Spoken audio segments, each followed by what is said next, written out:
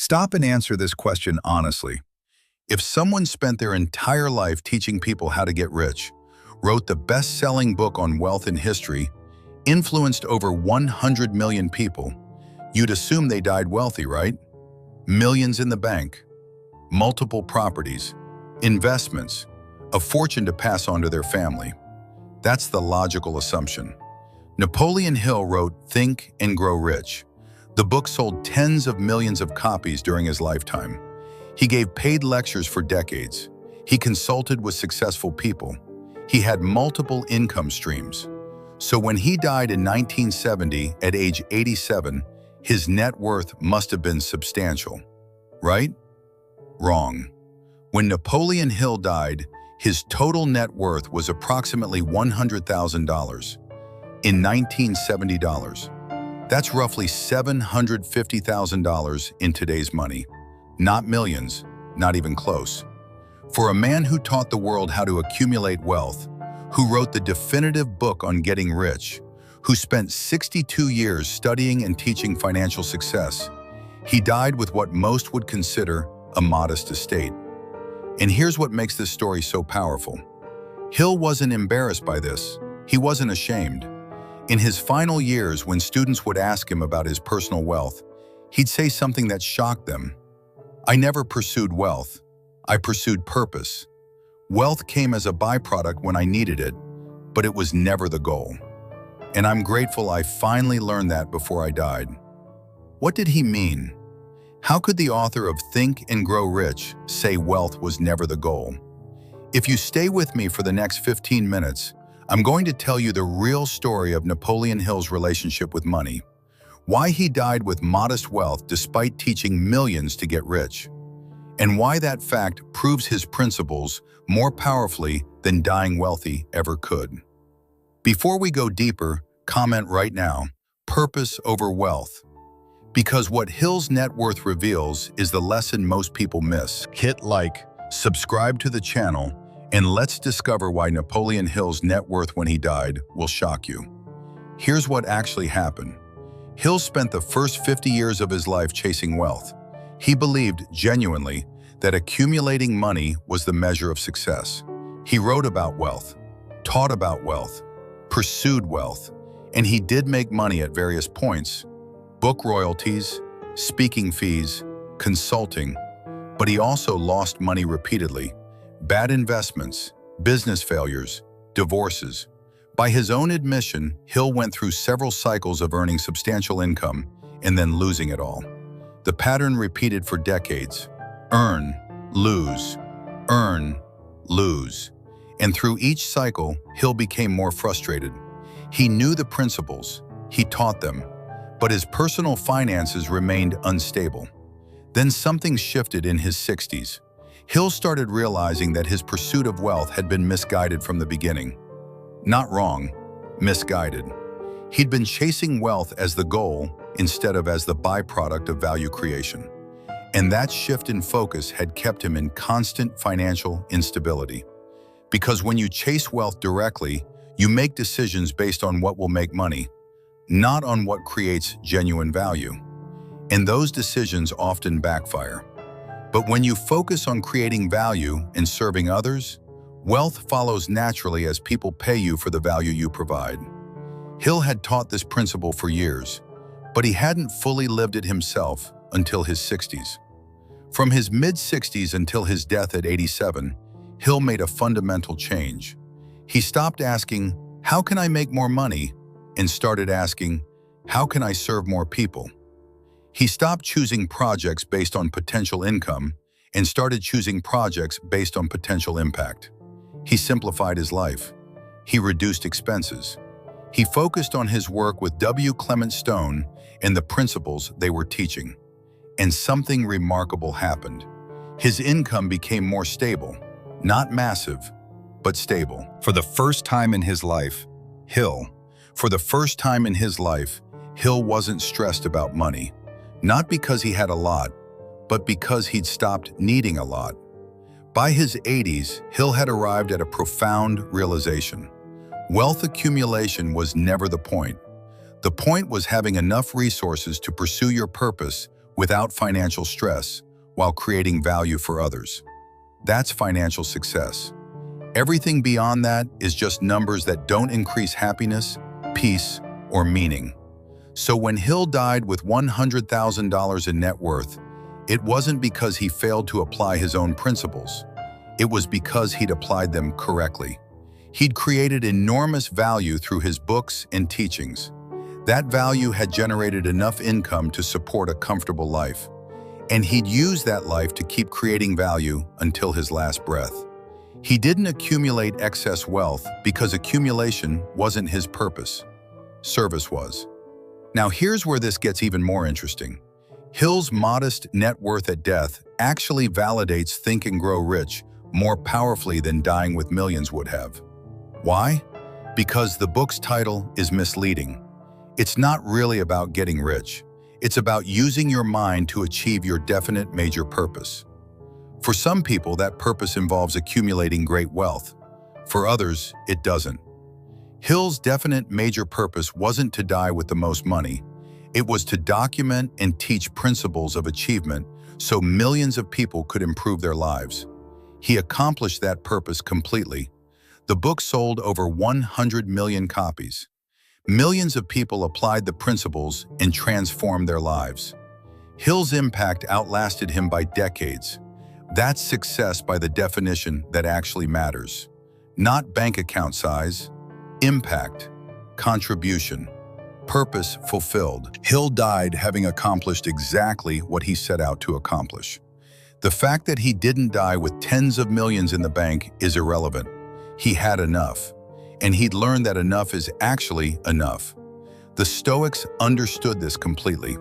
Seneca was one of the wealthiest men in Rome, but he wrote extensively about how wealth beyond basic needs adds nothing to happiness.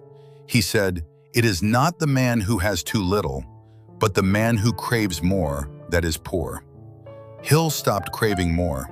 He had enough to live comfortably and pursue his purpose. That made him wealthy in the way that actually matters.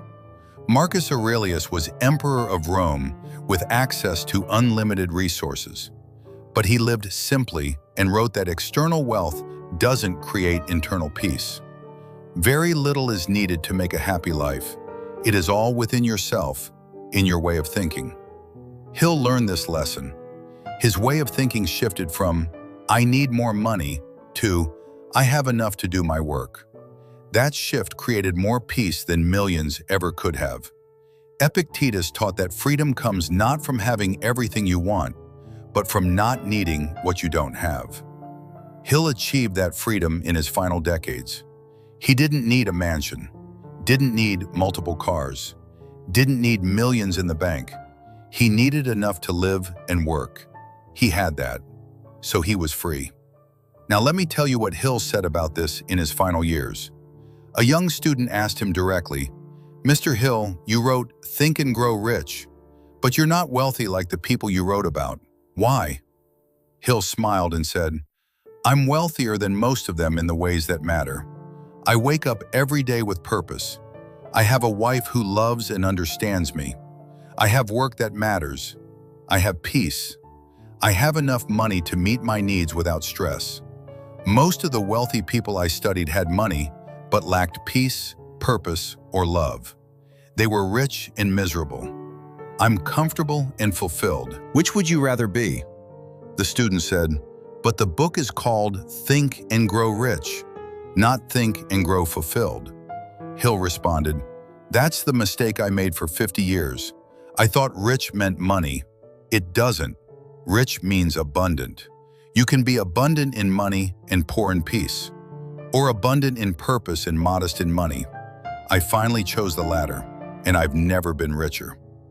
That conversation, recorded by a student in the late 1960s, reveals everything. Hill had learned that the title of his book was misleading, or rather, people misunderstood what rich meant. They thought it meant financial wealth. Hill came to understand it meant fullness of life, purpose, impact, peace, love. Enough resources to pursue what matters without financial stress. That's being rich. And by that definition, Hill died very rich indeed. So what does this mean for you? First, stop equating net worth with success. They're not the same thing. Success is accomplishing your definite major purpose. If your purpose requires great wealth, then pursue great wealth. If your purpose doesn't, then pursue enough wealth to support the purpose without stress. More than that is just accumulation for accumulation's sake, and that creates more problems than it solves. Second, understand that Think and Grow Rich isn't actually about money. It's about using your mind to achieve whatever you define as your goal. Money might be part of that goal, but it's not the goal itself unless you make it the goal. Hill made impact his goal. Money followed as a byproduct. Enough money to live comfortably and keep working. That was the perfect outcome. Third, learn from Hill's shift at 60. For 50 years, he chased wealth directly. It created stress and instability. For 27 years, he chased purpose and let wealth follow. It created peace and stability. The second approach worked better, not because it made him richer, because it made him whole. Fourth, redefine what rich means to you. Does it mean a specific dollar amount? Or does it mean having enough resources to pursue what matters while experiencing peace, purpose, and love? Most people would be far happier with the second definition, but society programs you to chase the first. Hill chose the second in his final decades, and he said those were the best years of his life. Fifth, if you're using Hill's principles to pursue wealth, make sure you're pursuing it for the right reasons. To create freedom, to pursue purpose, good reason. To prove something to others, bad reason. To accumulate for its own sake, bad reason. To create security for your family while doing meaningful work, good reason. The motive behind wealth pursuit matters more than the pursuit itself. Hill learned this too late, but did learn it. You can learn it now. So here's the truth about Napoleon Hill's net worth at death. $100,000 in 1970. Modest by any standard, especially for someone who taught millions about wealth. But Hill wasn't embarrassed. He was content. Why? Because he'd accomplished his purpose. He'd created massive value. He'd influenced millions. He'd lived his final decades in peace. And he'd had enough money to do all of that without financial stress. He didn't die with millions because millions weren't necessary for his purpose. He died with enough. And he'd learned that enough is perfect. Not too little, not too much, enough.